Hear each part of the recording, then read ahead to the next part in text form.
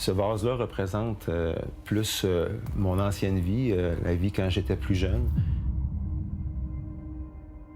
J'ai eu une vie, disons, pas facile, avec beaucoup... je regarde ça avec beaucoup d'intimidation, beaucoup de violence physique.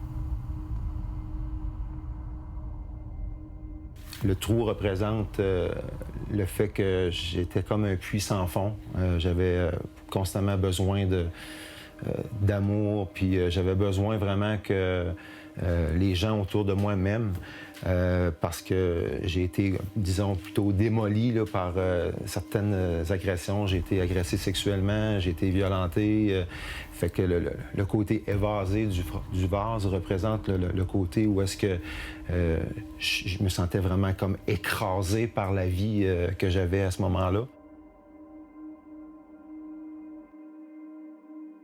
Le vase à côté, il y a comme une espèce de lien entre les deux. C'est que le Seigneur m'a comme, première des choses, a rebouché la cisterne crevassée, puis m'a vraiment comme façonné, puis depuis que, disons, que j'ai été sauvé, le Seigneur m'a ouvert à la vie, à une vie nouvelle, une vie en Christ, pour oublier cette ancienne vie-là, puis maintenant, vivre pleinement ma vie en Christ.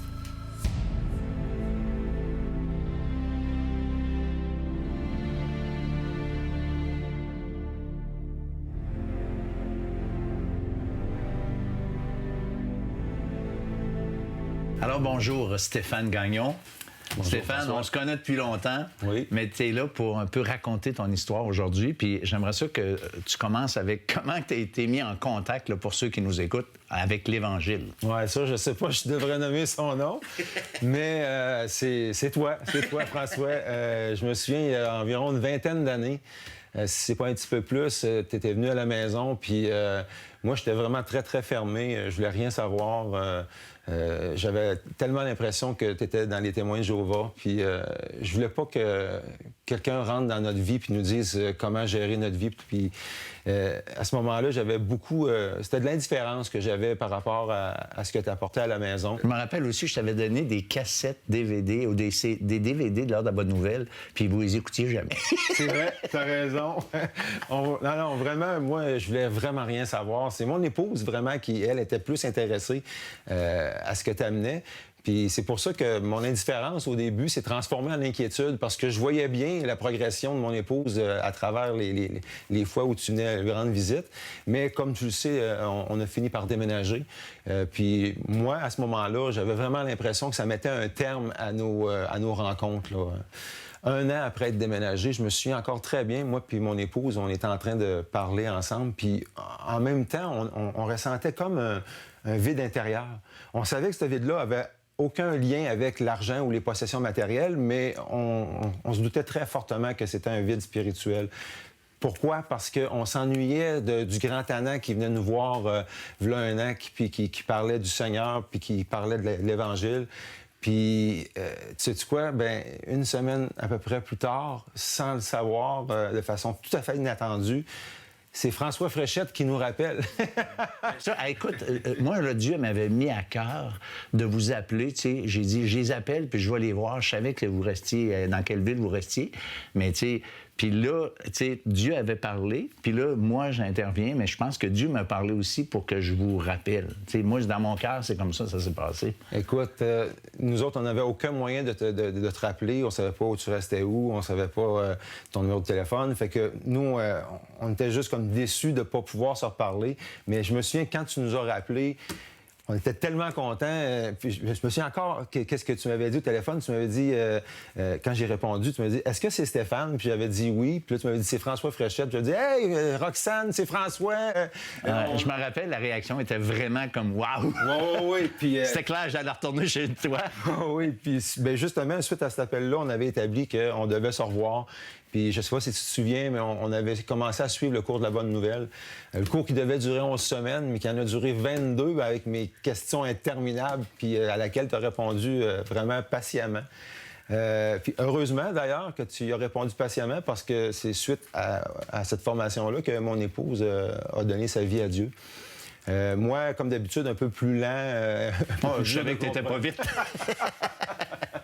un peu plus dur de compreneur. Je me suis laissé tirer l'oreille encore un peu. Je me souviens, il a fallu que j'assiste à quelques déjeuners de l'espoir. Après ça, j'avais commencé à lire la parole de temps à autre. Je m'étais mis... j'avais commencé à prendre l'habitude aussi de prier Dieu, pas seulement que Jésus, parce que Dieu, je commençais à le connaître là, tranquillement, pas vite. Puis je trouvais ça important aussi de lui parler, de parler au Père. Puis c'est suite à tout ça que j'ai commencé à avoir cet intérêt-là, cette curiosité-là, je dirais, à voir comment ça se passe à l'Assemblée.